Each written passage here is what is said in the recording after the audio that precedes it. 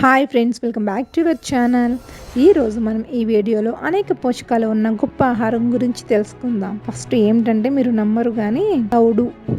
ఏంటి ఈ తౌడు? ఈ పేరు వినగాను అమ్మో మా వల్ల కాదు అని అనుకుంటున్నారా? కానీ ఈ తౌడు వల్ల అనేక లాభాలు ఉన్నాయి తెలుసా?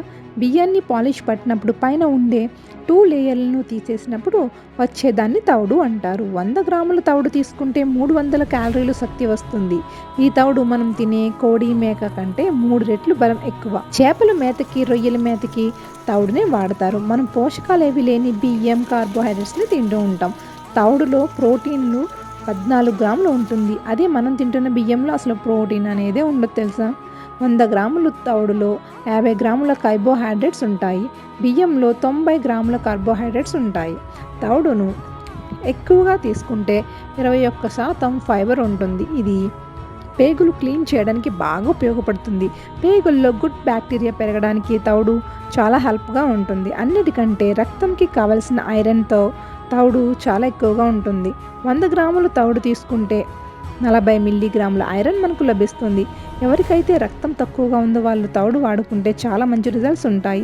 రక్తహీనత ఉన్న వాళ్ళకి తౌడు చాలా మేలు చేస్తుంది. ఇంకా ఎముకల తయారీకి కాల్షియంతో పాటు ఫాస్ఫరస్ చాలా అవసరం. ఈ తౌడు తినడం వలన చాలా మంచిగా ఉపయోగపడుతుంది.